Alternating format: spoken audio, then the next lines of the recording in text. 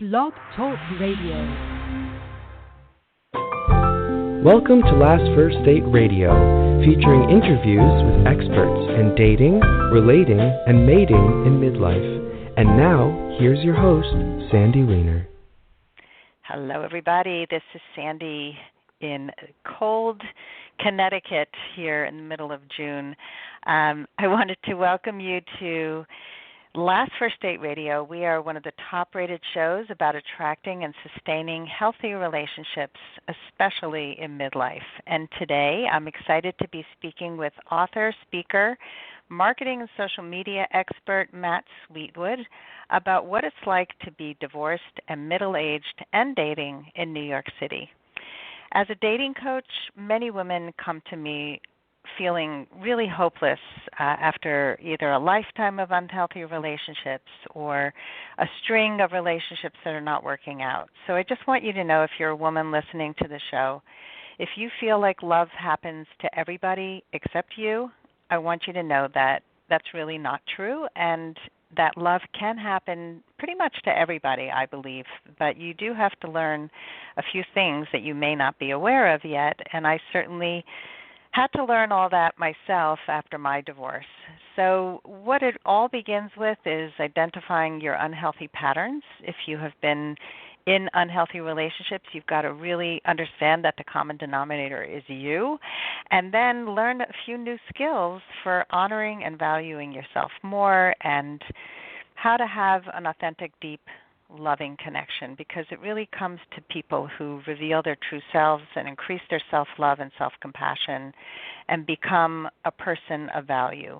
And every week I bring you a tip on how to be a woman of value. So this is not a show just for women, by the way, but I do focus my practice on women. So I have a whole series of tips on how to be a woman of value. And this week's tip is embrace your beauty. And the reason I love this one is because I think many of us are very self-loathing, and we believe that other people are more beautiful, and if I could only lose 10 pounds and be less wrinkly, and whatever it is that you tell yourself. And I believe that we all have inherent beauty, and that the more we can embrace it, the more confident we will be, and confidence is extremely sexy. I'm going to ask Matt what he thinks about that in a minute. So if you want to be a woman of value who attracts her best partner, it's important to also understand why a lot of men disappear. And that's why I created a guide that you can download for free over at my website about the top 10 reasons why men disappear. So after the show, go to lastfirstdate.com, and if you haven't gotten your copy yet, then go download a copy. And one last thing is just a short pitch for my private Facebook group. I was going to say my favorite Facebook group. Well, it is my favorite because it's mine, and it's fabulous. We have such a beautiful group of women. It's free, and it's positive, and it's supportive. I don't tolerate unkind behavior. I keep a very strong hold on the group to make sure that we follow group ethics and group rules. So this is called Your Last First Date, and the conversation there is going to really support you on your journey to true love. And now for our special guest, Matt Sweetwood. He is the CEO and president of BB Inc. in the United States. It's a fairly new company, and he can tell us a little bit about that. He is known for his innovative and transformative ideas in marketing and social media and business development. And he was president of Unique Photo, which is New Jersey's premier camera store, for over 28 years. But his greatest achievement, he says, is having raised 5 successful children to adulthood as a single father. He is the creator of the Man Up Project, and he helps other men through fatherhood and life. And he is a regular contributor on national television and several publications in social media, photography, business, ethics, politics, and parenting. And I actually write for the Good Men Project, and so does Matt. Welcome to the show, Matt Sweetwood. Well, I'm thrilled to be here. You know, there is a lot to unpack in how you how you began this discussion. Wow, there's a lot there. How long do we have? Oh my gosh. We have a half hour, and I'm just going to so do you want to start there? Do you want to start with unpacking? Yeah. So first of all, I just want to recognize my inner beauty right now. I'm going to just spend a few seconds doing that. The reason it's sort of humorous, right, is that you don't think of men actually doing that.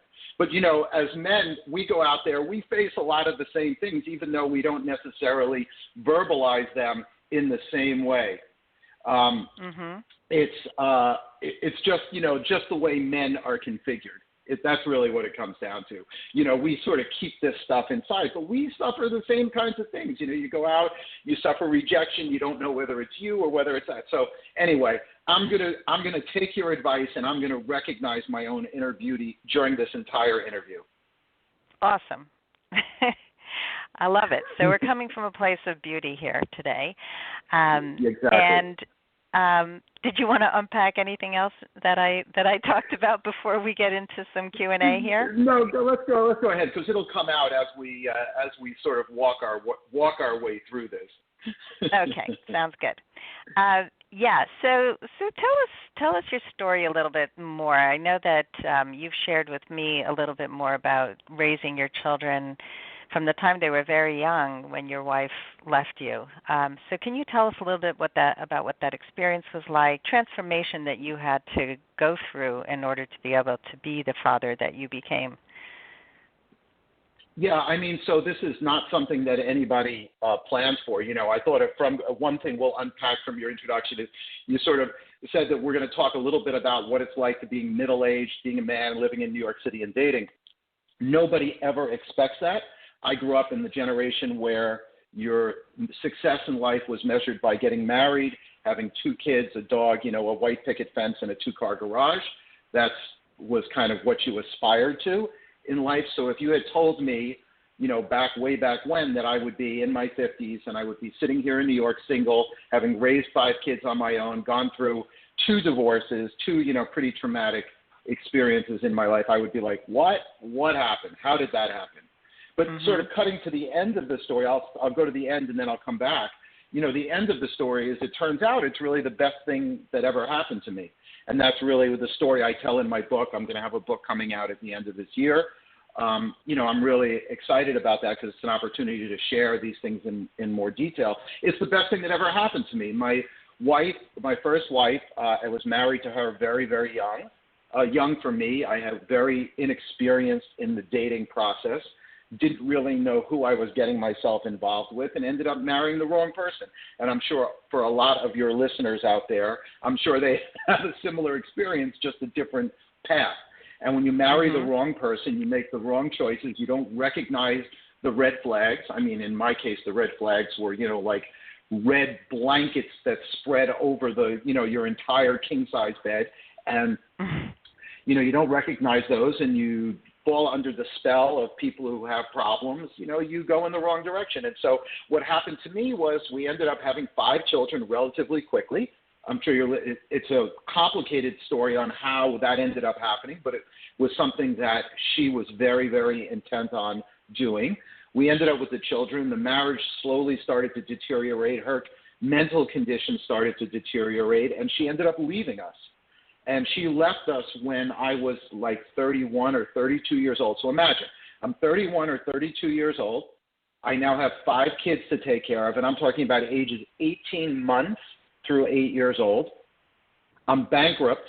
The court system is just punishing the living daylights out of me. My soon-to-be ex-wife is just trying to wipe us off the face of the earth, me and her children. I have no idea how to be a parent, how to be a mom or a dad or anything like that. I have no idea how I'm going to put the food on the table. And then personally, she was the first woman that I had ever dated, let alone, you know, married or anything like that.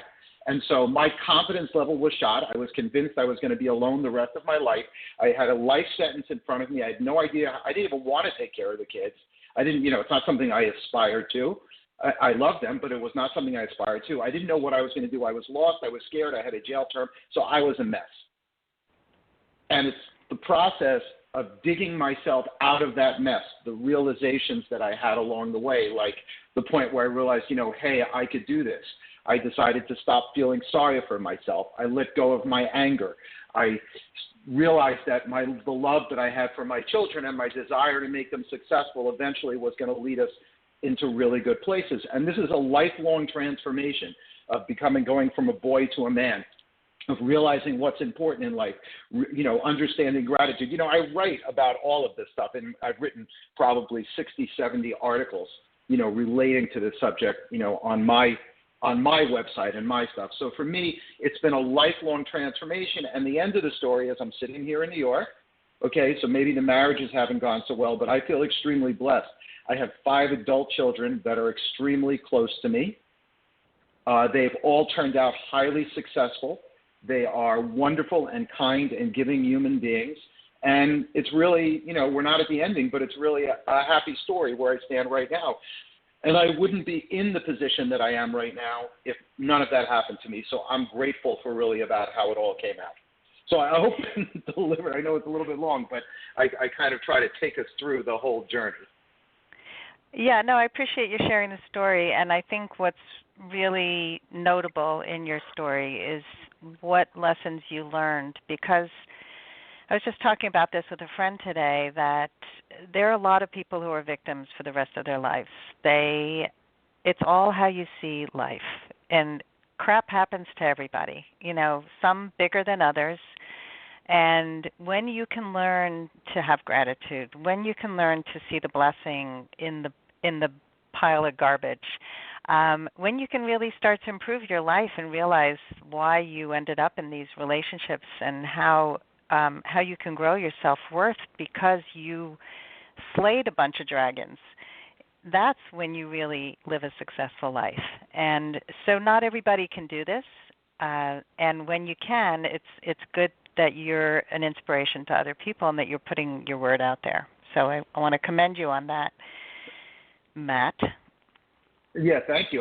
But, I feel like it was the only right course. It's not like, I appreciate you saying, look, I commend you for it, but I love my kids, and I was desperate to have them be successful. And I became desperate enough to survive. And when you're desperate enough to survive, and this is what I say, is that I found myself in what I call a big life. And you're right, I'm able to now use this and help people. And what I try to do is, like you, I help people. I help people try to have a big life, to try to overcome the things that are facing them, change their thinking a little bit, to try to face, what's out there, to be grateful for what you have. I have immense gratitude for all the things that have happened to me, and for me, that provides an immense amount of happiness. Yeah, so I hear you, and, I personally have also experienced tremendous strife, losing a child and going through a really horrific marriage, and as when my child was born, people would say to me, "Oh, you're an amazing parent. You have such a severely handicapped child, and you never complain, and you're really there for him. You advocate." I'm like, what else am I supposed to do? It didn't feel like a choice. And so when you're talking about this, but that really speaks to personality, though. If you have a resilient personality and you can't sit with pain and discomfort for very long, you are going to move forward. So let's talk about. I think it comes from desperation, though. I think particularly in my case, if you love your kids enough, if you want them to succeed, you're gonna get yourself off that feeling sorry and feeling the pain, and you're gonna realize that that's not going to get you a place where you or your kids need to be. Right, but still, I've seen many people not do that. I have friends who grew up with depressed parents who spent their whole lives like in bed and not being the parent that they needed. So let's talk about helping people, because you and I had a little discussion about that a couple months ago. You were talking about how on a Facebook Live that you did, and then we'll get to the topic, because I know we can talk about anything here. Right, but we want to talk about dating, right? We are going to talk about that. But as a helper, and we can actually segue this into dating. So part of it is being able to also receive help and ask for help and not just be the helper. So as a helper, are you finding it still very difficult to ask for help and to receive help? I really appreciate this question, because for me, I have never been one who could very easily ask for help. And it's a chicken and the egg kind of thing. So I don't think that I've ever had anybody in my life that really has been able to provide me with significant amount of help. So I learned to be self-sufficient. On the other hand, if you don't ask for it and you don't seek out help, it's not just going to appear there, I don't think, in front of you.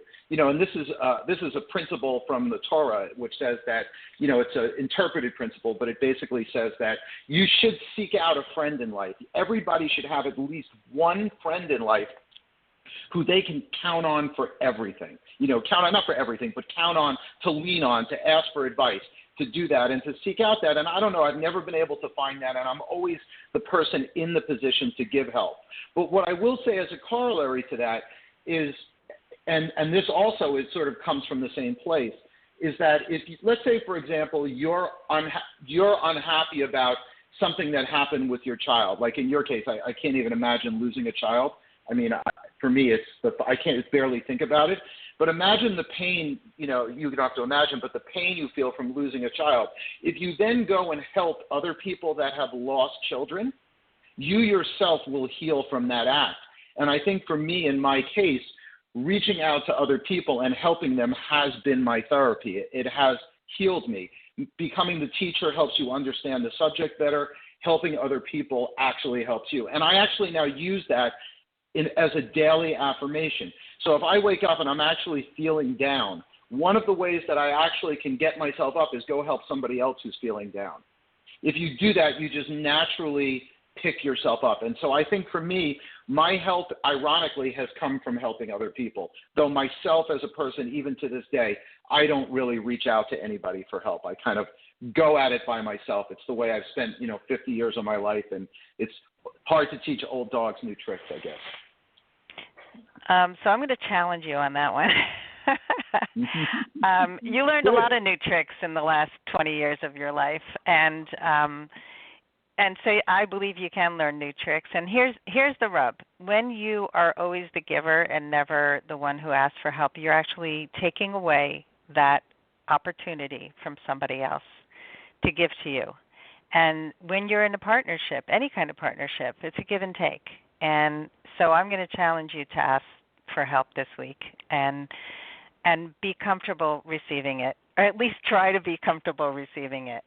Will you take that on? Yeah, we'll take that on. So, one of the areas where I have tried to improve upon that is in my businesses, to reach out and ask for people and help. I have a few business projects that are struggling a little bit. And so actually I have done that, and I'm going to take your advice and I'm actually going to apply it there, because even there it might be a smaller step, but even there it's, a place where I should be doing that. So I'm with you. I'm going for it. All right, good. So the problem with growing up and not receiving the help you wanted or needed is there are two things, and then I'll get to the dating. But there are two reasons why you don't get the help you need, and one is you're asking the wrong people, and two, you're not maybe asking in the right way. So those are two ways that you can really improve the give and take of receiving help and giving help, is by finding the right people who actually want to support you and asking in a way that they can hear it. And so that is really... I'm going to challenge you. I'm going to challenge you on that a little bit. See, to me, that kind of advice is sort of like textbook advice that you say to people to get them to change their behavior or change something like that. But life is a lot more complicated like that. And so it isn't necessarily that I'm asking the wrong people or asking in the wrong way. It's much more complicated than that, because I already am at a level where I can handle most things. So my problems, when I hit a problem, are very, very complex. So finding the right person to ask, or whether there actually is a person to ask, is really at the heart of the matter. See, not everybody's at the same level, as you pointed out earlier, in all sorts of parts of their life, their ability to overcome and so on. So for me in my life, if I'm asking for help or if I need help on something, the problem is usually very complex or very deep. And so it's very, very difficult to actually find somebody, particularly who has the kind of life experience or wisdom that I would need to solve the problem, because I've already thought through some of the basic stuff. Like I consider you give people advice, so you understand things. So for someone to help you, they got to be, at least in a particular area, they got to have something to contribute. And that person is hard to find. So when you say not asking the right people, well, finding a person who can help is sometimes more difficult. So I just want to say that kind of general advice I'm not a fan of. It's because it needs to be tailored to the individual that you're talking to. So in the general sense, probably you're right. But in my sense, I'm not so sure that that's going to work. For what it's worth. Okay. This could be a very long discussion, but yes, it is important to find the right people. Over this. Yes, that could be a whole other show. But yeah, so let's get into the dating, because I know we can really end up talking about 100 different things besides dating. Yes. So tell me a little bit about what is dating like for you right now. Okay, so I lived in New Jersey for a long time. I had my business there. I sold my business. The kids moved out, all doing their thing in one form or another. And so I had an opportunity. I kind of wanted to move into New York City. All the business that I was doing here, made sense. It made sense for me to come in the city. I wanted to downsize. I like to be very minimal in my approach to life. So I moved into a very nice 700 square foot, 1-bedroom apartment here in Manhattan, where actually I'm sitting right now and looking out at the grizzly, rainy view of lower Manhattan. And one of the advantages of doing that, and this is what I found when I was in New Jersey, is that New Jersey, northern New Jersey is, just like I assume in Connecticut up there, is a suburban area where there's mostly married people, particularly, in the middle age range. It's harder to find singles. And New York City is supposed to be a place where there are tons of singles. And that is actually true. Though what I will tell you is that the singles crowd in Manhattan is really a 20s and 30s crowd. There are a lot of older people that are also single, but it's much more difficult to interact with them. And that's because I guess, everybody has taken their life course. So dating, while it has been numerous, finding quality dates is extremely difficult here, just like it is anyplace else. And that's a function of, as you get older, you know what you like, you know what you don't like, you get more, both sides are more set in their ways. And, so it's been a good run in terms of having, I'll use a very manly expression, having a lot of shots on goal. But in terms of actually finding somebody who I can have a sustained relationship with, not so much anymore. That's why I'm still single and I'm still talking about this. So I would say that the dating environment here is good, but it still faces a lot of the same obstacles that you see, in other places. Okay, that's fair enough. I understand that. And I think a lot of people think... Well, I just want to say that I think a lot of people think when you move to a big city, you have so many more choices, so you're going to find it easier to find love. And there actually is data that says the biggest cities have some of the most challenges because there is so much choice, and people tend to be a little bit more picky also. Yeah, and it's not, and I shift a little bit from that. That's true. Everything you just said is true.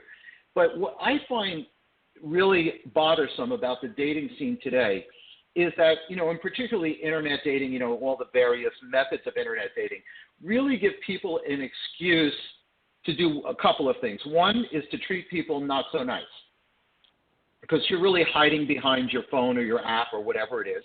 So you don't have to, you could just stop talking to somebody. You don't have to, you don't have to say, look, there doesn't have to be any kind of formality. People realize that there's another swipe behind you. And so if even the slightest thing bothers them, they just give up. They just say goodbye. And there's that sense that no matter what you have, there's always something better coming along. And as a result, it creates a real churn in the dating environment. And then you add that on to, New Yorkers themselves are a little bit tougher in some respects. And you have these funny kinds of, interactions that, are very surprising. Like one of the things that I see frequently, So if I'm dating a woman who's in her late 30s, early 40s, for example, it is not unusual for literally in the first 2 minutes of the conversation for them to bring up children. Mm-hmm. Now, I find this extremely humorous because, a lot of you're in a professional environment here. A lot of women have hit that age and they've not had children and they're looking to have families, which is really fine. I mean, that's certainly their choice, and certainly, I wish them well and all sorts of like that. But it's just interesting to approach an initial interaction with that up front. Now, one could say, "Oh, great, they're being honest," but it's one of those things where you talked in the beginning, unpacking a little bit of why men run. So if you go to a man and be like, "I want to have a child with you," and you haven't even met yet, I'm just telling you from a male perspective, it's going to chase a lot of us away. And so you see this sort of list, and it's not just about children. It's people have a list. The whole political scene has created a list. I actually wrote an article on women ruling out dating Trump supporters. So there's a whole thing on social media, on the dating apps, where the women just put on their profiles, if you voted for Trump, swipe left. They don't even know you as a human being. They don't understand that you could potentially have, and I'm not saying how I voted either way. I'm just saying from a strictly dating perspective, this is bizarre. It's become essentially like worse than religion. People will date people out of their religion, out of their race, out of anything, which I believe is fine, of course. But they won't date you if you voted for somebody differently than them, and in particular if you voted for Trump. I find this inconceivable, that they don't know you as a person and don't know anything, and they really out. So they start with a list. You have to give them a child, and you couldn't have voted for Trump. If they don't want to speak to you. And so you're sort of like, it's like, what kind of way to begin a relationship is this? I don't know. All right, I find it kind of humorous, actually. I love hearing your perspective, and I can tell you as a woman, I can give you a little insight into why women do this, if you'd like to hear. Mm-hmm. Absolutely. So women's basic core need in dating is safety. And this is what they want to know is, am I going to be safe with this person? Are they going to, am I going to be able to trust them? Because there's a lot of distrust in the dating world, especially as people get older and they don't learn the right lessons. They start distrusting everybody who's similar to an ex. And so if they've wasted time with the wrong people who were not interested in having kids, they want that information up front. Are you going to waste my time, or are you going to give me a kid? So it's not the right approach, but it's why I think so many people do it. And I think what people do need to learn, and pay attention if you're listening to this show, is don't lead with these heavy questions. And because, you can tell, I believe you can tell if somebody's a serious dater or is a player. To me, that's the most important thing. I want to know that a person's going to treat me with respect and that we're both interested in a long-term monogamous relationship in the long term.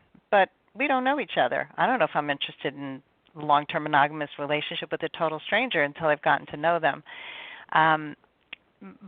So that's one of the reasons why women will do that. And the Trump thing goes on both sides because I see it on men's profiles too. And in our particular political climate, and this is the first time this has happened, that people really associate Trump with really bad character traits, and they don't associate themselves with. And I think we're in a very, very different situation where people feel that if you aligned yourself with this man, that you have a different way of looking at the world than they do. Now, I agree with you that you do need to get to know people on an individual basis, and there's been tons of panels of people who have voted for Trump where, like Oprah had a whole panel of people, and she interviewed people to see who are the different profiles of people who voted for Trump, and they're not all the same people, obviously. There are a lot of highly intelligent people who are not sociopaths and narcissists who voted for Trump. So, just like you say, let's be open-minded as much as we can. I agree with you, but I do understand that people are trying to rule people out who are wrong for them. So The problem Right, is but they the rule point I'm everybody making out. is that they're crazy. Right, they rule it by exactly. You beat me right to it. The end result is that they create a list. They create a list which actually has very little to do with what will ultimately lead them to that point of safety and happiness and love and a relationship. They've created a false list. And that false Correct. list creates this sort of hostile environment where I've actually had interactions that have gone with, hi, I'm Matt. Hey, I'm Janice. And then Janice goes the following: what do you do for a living? I answer her. Where do you live?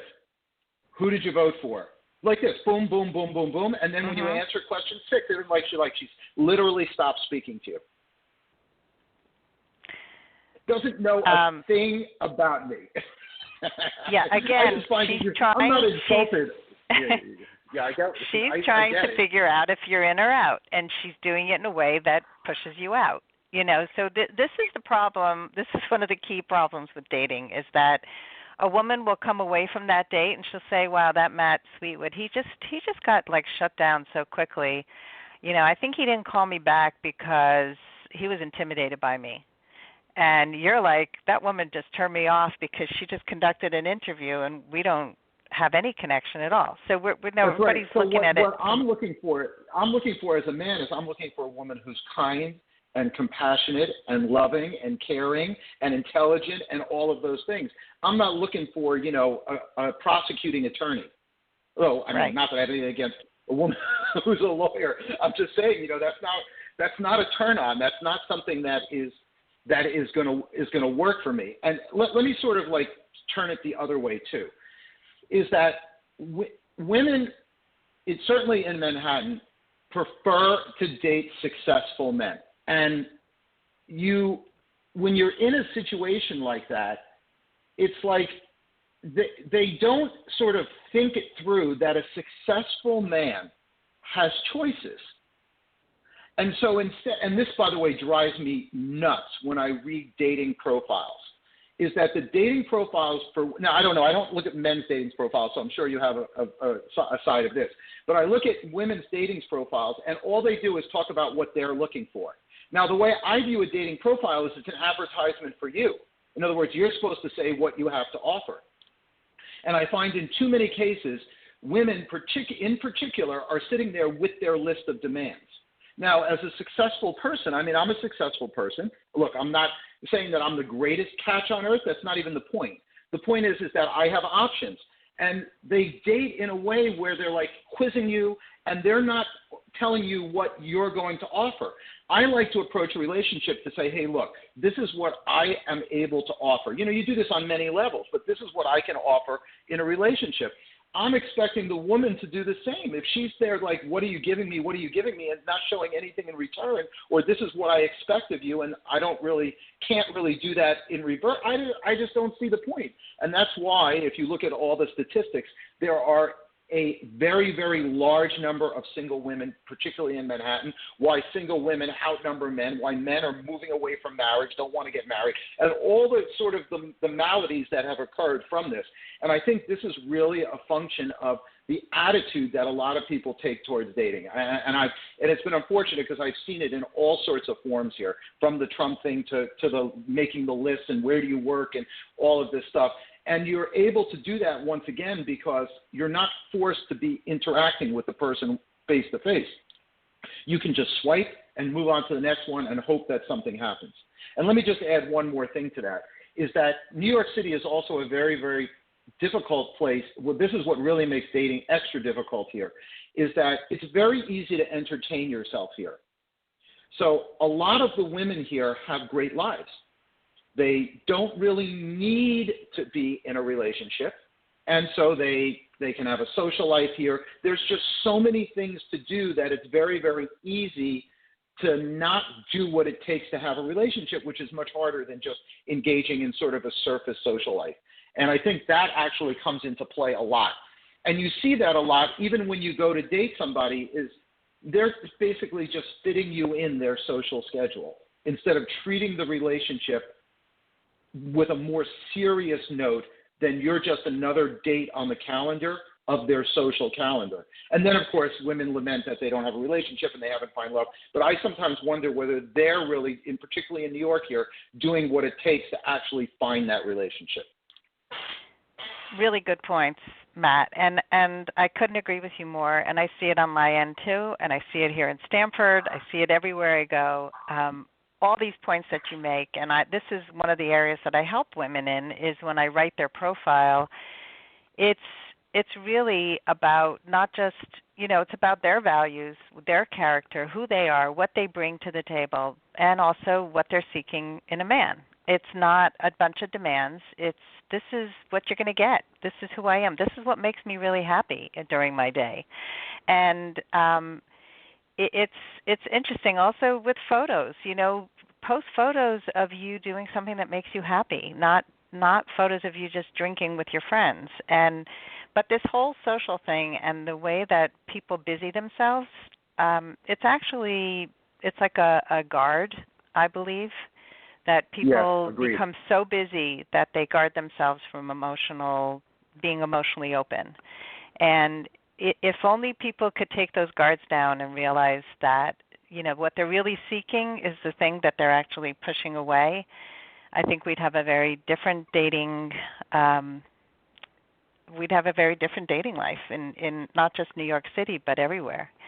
So that would be lovely, and that kind of brings me back to asking for help and connecting in an emotional way. So in a relationship, it's one thing to ask for help in a work situation, but when you're in a dating situation, to really be vulnerable and to let a woman know that it feels like you're fitting me into your social schedule, like it feels like I'm not a priority, and I want to be with a woman who is a priority, and who makes me a priority.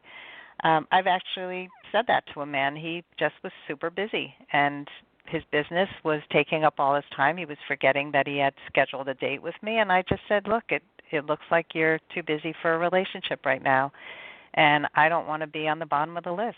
I don't yo-yo. I don't do that. You can see it's going to happen right away, and they sort of do it in reverse. The attitude is like, well, if I have a relationship, then maybe I'll set aside the time for it. But right. It's not going to work that way. When you're trying to set up a date with somebody, and you can't set up the date for 7 days because they're occupied with everything during those 7 days. I mean, how is that going to work? Okay, you can have busy times when it's not possible. I get that. But it's like if your relationship was a priority, you would go do that.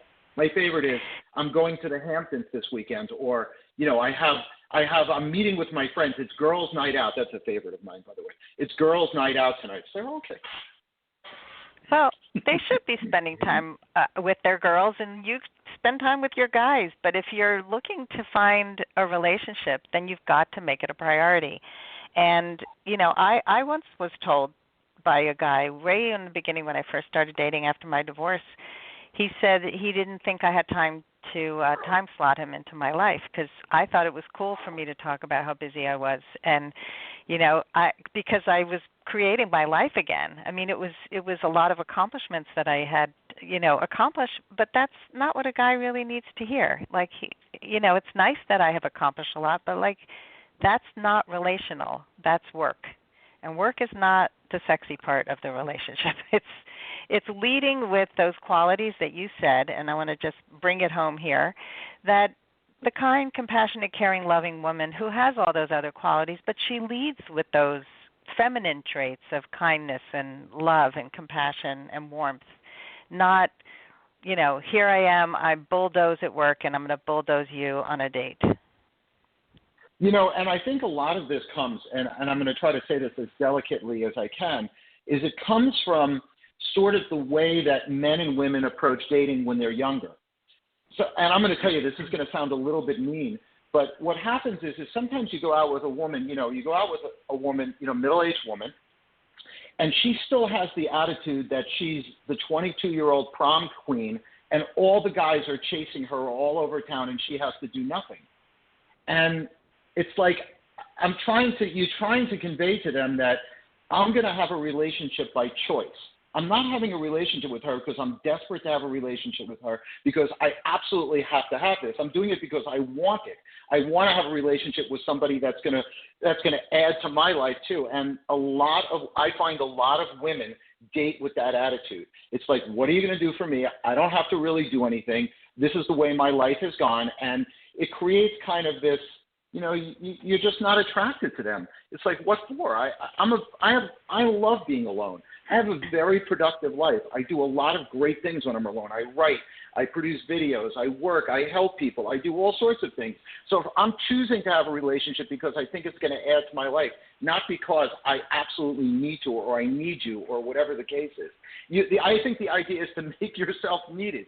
I don't know, maybe it's just an old-fashioned way of thinking, but like I said, I see this a lot, and I see it actually in the vast majority of cases, where people are just not putting themselves in a position where they're trying to make themselves valuable to another person so it gives the relationship a chance to exist, particularly when you get older. We're not driven by hormones anymore. We're driven by a much deeper concept of actually having a relationship. And if your partner has no interest in providing that, I just don't see how a relationship can exist. I hear you loud and clear, and I don't think that was mean. I think that was truthful, and it's not going to describe every woman who's listening to this show, but there are a lot of women out there who don't really convey what they're willing to give in a relationship, just what they want to get to be happy. And also that they don't really need a man. And I think we're in a very different time right now. Like in the old days, hundreds of years ago, people actually needed each other in different ways. And so people are much more independent. So independent women and men really have more of a challenge in dating than people who are more codependent. And it's a healthier relationship when you have two independent people come together for the right reasons, but it's not as easy as people think. So we have some challenges to overcome. I think that's an amazing point, actually, is that sometimes that even the slightly unhealthy codependence helps keep a relationship together better than when it's more cerebral, when it's like, look, we're really good partners, we really care for each other, we love each other, and we're going to form a partnership out of this because it really is beneficial to both of us. That relationship, I think, in some respects requires more work, more thought, more planning, and particularly the people are independent, and successful on their own. I agree with you. That relationship actually is, I think, what we all want to strive for, but in some respects it's harder to find and harder to maintain. Yeah, which makes it more special when you find it. So that's what we're all hoping for. And exactly. I also want to just address the 30s and 40-year-old women that you're dating who want children. Why date women that young if that is where so many of them are? And no, I'm not saying that happens frequently. There's a lot of single moms. There's a lot, in that age range too, of course. Mm-hmm. And so I'm just giving you a particular anecdote. I've just seen it. It's happened a few times, so I just think it's really kind of funny. The first time it happened, I just sort of let out some sort of I think it was like 2 sentences into a discussion. She turned to me and she said, "Do you want to have children?" I said, "Do you want to have more children?" I think it was my instant reaction was, "Well, I'm not sure, but we can practice as much as you want." She didn't actually find that as humorous as. She didn't find that as humorous as I did, but in any event, I like that. That's a good answer. It took me by surprise, to do that. But so I'm not saying that why date women. I'll date women. I'll date any woman that I'm attracted to or meet to. But that's typically the age range that is available. Like if you look at the number of singles available, it basically I haven't looked at the statistics, but it basically goes down as you get older. So it's just a sheer numbers. It's a sheer numbers game. That's all it is. There's many. I find that hard to believe. I don't know the statistics either, but yeah, we have so many divorces after 40, 50, 60. We have so many more singles in the older age range today. But again, I'm not going to challenge you on that because I don't have the numbers in front of me. But I think we just have to understand that if you're finding the same problem over and over again, then it's important to look at the issue and see if maybe it's the same problem. It's all sorts of problems. I just was using that one because I think it's a really good way to illustrate the fact that women are not approaching men in a way that's going to attract them. I mean, coming at a man who you haven't met and asking him whether he wants to have children, is kind of like, I'm going to guess that most men are going to be chased away by that tactic. That's basically what I'm saying. Absolutely, and I think what we really have to remember through all this is that we're building relationships. We're not going into instant relationship and finding out the end of the story before we even start. And we wouldn't do this in business. You wouldn't shake somebody's hand and say, I mean, some people do. I actually just disconnected from somebody on Facebook who his first message to me was trying to sell me something.